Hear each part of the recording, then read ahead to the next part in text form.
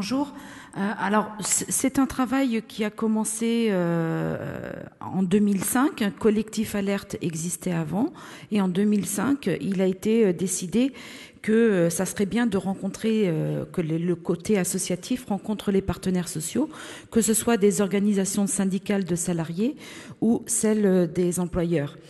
Parce que, vu la situation de l'emploi, on avait à se causer. On avait à se causer sur ce qui se faisait dans les négociations pour l'accès à l'emploi ou autre, ou qui concerne la protection sociale. On avait à se causer parce qu'on a chacun des expériences.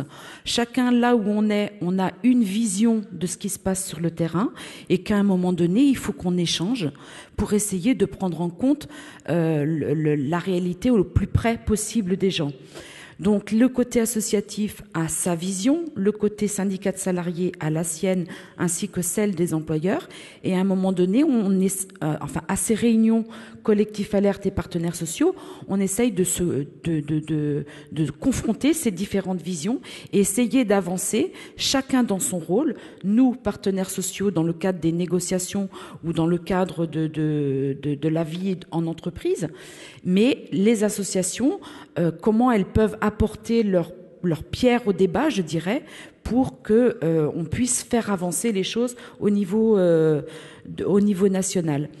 Le but de Collectif Alerte et partenaires sociaux, ça n'était pas uniquement d'échanger sur la réalité, mais c'est essayer de voir comment on peut créer des liens, comment on peut tisser des liens, comment on peut travailler ensemble dans les territoires pour essayer de faire en sorte que les personnes les plus éloignées de l'emploi y accèdent.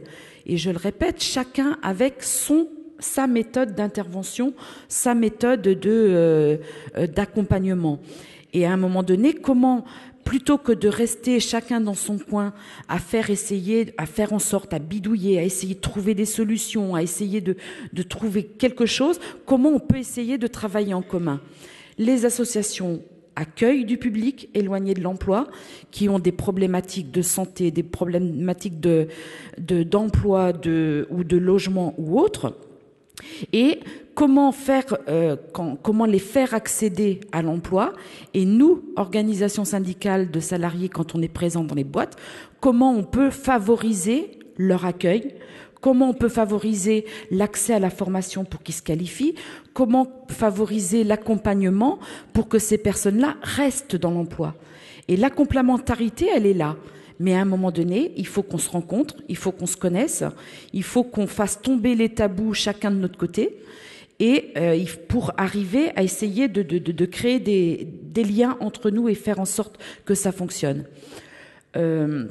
Autre chose également, faire tomber les tabous, c'est vraiment quelque chose d'important.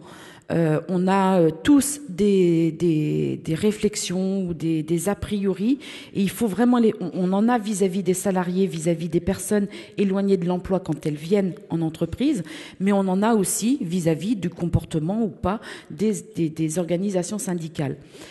Un autre élément, c'est que une personne peut être adhérente, militant à une organisation syndicale, et elle peut être en même temps militante ou adhérente à une association de lutte contre les exclusions. Ou alors, elle peut être aussi dans les conseils d'administration dans vos associations à vous. Et à un moment donné, on ne fait pas le lien entre ces différents mandats. Quand on est dans l'association, on milite pour l'association et on oublie qu'on peut aussi, quand on a une étiquette syndicale, faire interpeller ce réseau syndical et faire en sorte que ces mondes ne soient pas isolés, mais soient ensemble. Alors, on a fait un guide. On a fait quand on a commencé à apprendre à se connaître, quand on a mis en commun les différentes expérimentations de chacun, on a décidé de mettre en commun toutes ces expérimentations du côté associatif, du côté patronat et du côté de syndicats de salariés.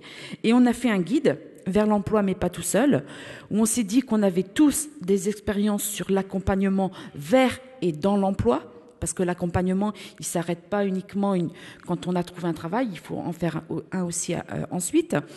Et c'est un guide qui nous a permis qui permet de voir qu'est-ce que fait chacun dans son domaine.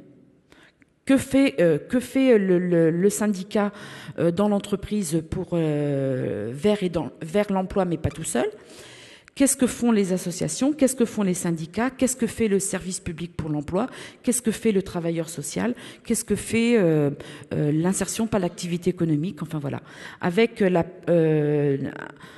avec des exemples concrets des expérimentations de chacun. Voilà.